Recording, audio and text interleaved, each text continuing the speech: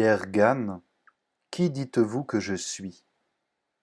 La réponse personnelle de la foi, réponse personnalisante et libérante.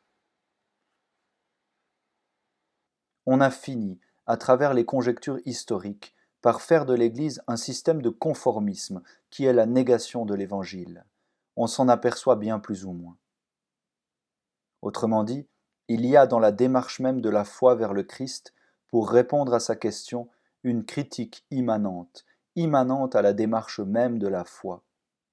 C'est ce dont nos pères avaient parfaitement conscience.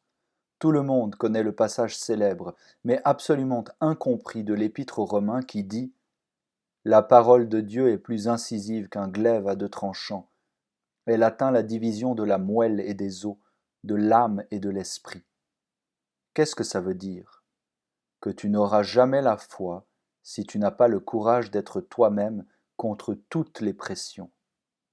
Sinon, tu adhéreras à une croyance, ce qui n'est pas difficile et ne t'engage pas à grand-chose.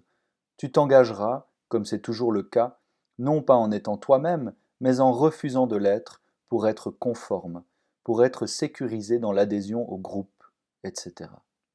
Jésus était un homme refusé par tout ce que la société d'alors comportait d'autorité honorable, et même légitime, lui-même le disait.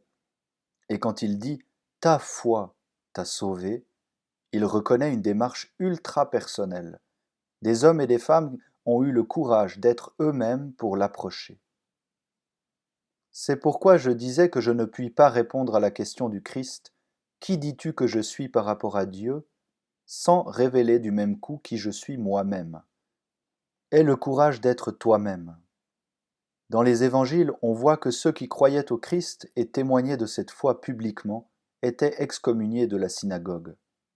Personne ne se fait excommunier de gaieté de cœur. Quelle que soit la religion dont on est, c'est tout de même une rupture que personne n'accepte comme une plaisanterie. Le mouvement de la foi est inséparable de ce courage d'être soi-même. Il y a des préjugés sociaux. Ceux qui suivaient le Christ, qui sympathisaient avec lui, s'approchaient de lui, dans ce commencement de mouvement de la foi, devaient s'exposer à une rupture religieuse et à bien d'autres ruptures. Le Christ allait contre des préjugés sociaux. Il mangeait avec les pécheurs catalogués. Comme toute société a ses pécheurs, y compris la nôtre, et qu'on ne fréquente pas. Malgré tout ce qu'on dit, malgré les prières universelles à l'Église, on ne laisse pas sa fille se marier avec n'importe qui. Il y a des préjugés raciaux, enracinés. Du temps du Christ, il y avait des préjugés sociaux de cet ordre-là, et s'ils n'étaient pas raciaux à proprement parler, cela revenait exactement au même. Il mange avec les pécheurs. Il a l'air de dire que devant Dieu, ces pécheurs sont aussi avancés que les autres. Alors là, c'est la fin de tout. Pourquoi ton maître mange-t-il avec des pécheurs? Et parmi les pécheurs, il y avait des percepteurs. Ça ne veut pas dire du tout que personnellement ils étaient pécheurs, mais qu'ils étaient dans une situation officielle de pécheurs, étant donné qu'ils recueillaient des impôts pour les autorités. Y compris celles d'occupation, ils étaient collaborateurs, comme on disait pendant la guerre. Et Jésus mange avec ces types-là. Il a même pris un apôtre dans cette catégorie, Matthieu. Ça faisait scandale. De ce point de vue social, le lépreux était pratiquement un excommunié. Il se promenait avec une clochette et on ne devait pas l'approcher à moins de tant ou tant de pas.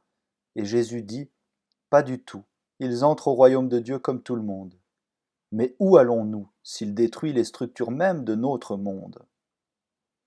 Le Samaritain était plus qu'excommunié, il était en dessous du païen. Jésus le prend comme un modèle de charité, ce qui nous fait dire bêtement le bon Samaritain. Je ne vous dis pas qu'il est bon ou mauvais, je dis que c'est un Samaritain, et qu'il était non seulement exclu du peuple de Dieu, mais rejeté plus bas que les païens, considéré comme un faux frère, un traître. Jésus n'en tient pas compte. Par-dessus le marché, il s'entretient cœur à cœur avec une Samaritaine, et qui en était à son 5e mari. Étonnamment, des apôtres revenant avec les victuailles, il parle à une Samaritaine, à une femme qui plus est.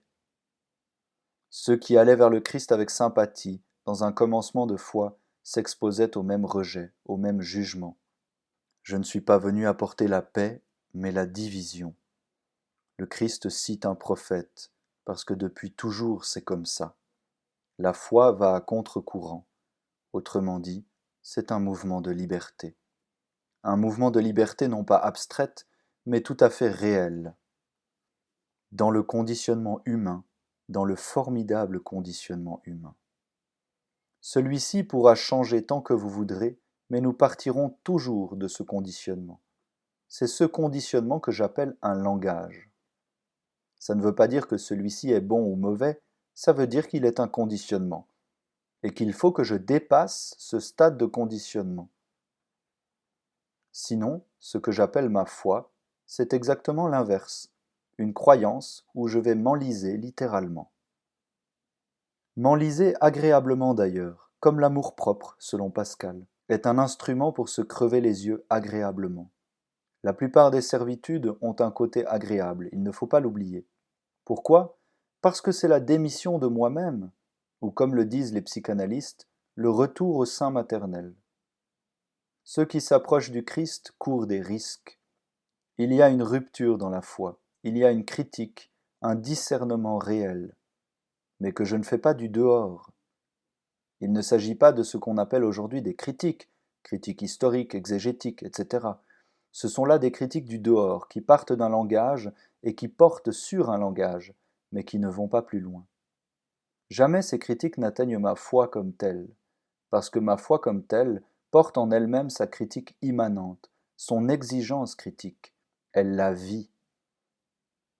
Alors l'homme qui s'approche du Christ a le courage d'être lui-même. Il se révèle lui-même en même temps qu'il se libère. Il faut voir aussi qu'il y avait des histoires en famille. Jésus y fait allusion en citant l'un des prophètes. Je ne suis pas venu apporter la paix, mais l'épée, la division, le fils contre le père, la fille contre la mère. Le type qui venait d'approcher le Christ, qui s'était senti décidé à le suivre, à sympathiser au moins, revenait chez lui, disant « J'ai vu Jésus de Nazareth. Eh bien, moi j'y crois. » Mais tu es complètement idiot. Tu crois à ce type-là, qu'aucune autorité n'approuve, que toutes désapprouvent même. Ceux qui le suivent sont menacés d'excommunication. Tu vas te laisser excommunier de la synagogue. Tu ne vas plus prier Dieu avec tout le monde.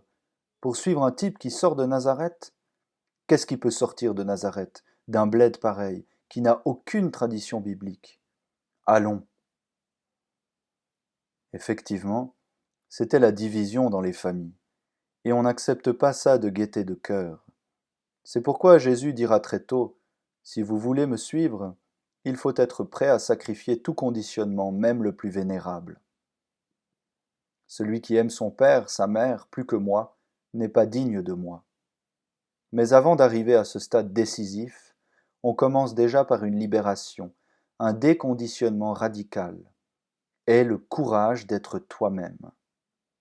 Or, ce qu'on appelle foi aujourd'hui, c'est exactement l'inverse. C'est renoncer à être soi-même. Pour la plus grande gloire de Dieu, naturellement. Mais de quel Dieu? Je ne puis pas m'approcher du Christ dans la foi, c'est-à-dire répondre à la question qu'il me pose sans faire une démarche personnelle. Impossible de payer quelqu'un d'autre pour qu'il me remplace dans cette démarche qui m'amène à affronter un conditionnement. Il s'agit de toi, et la question t'est posée à toi, pas à un autre.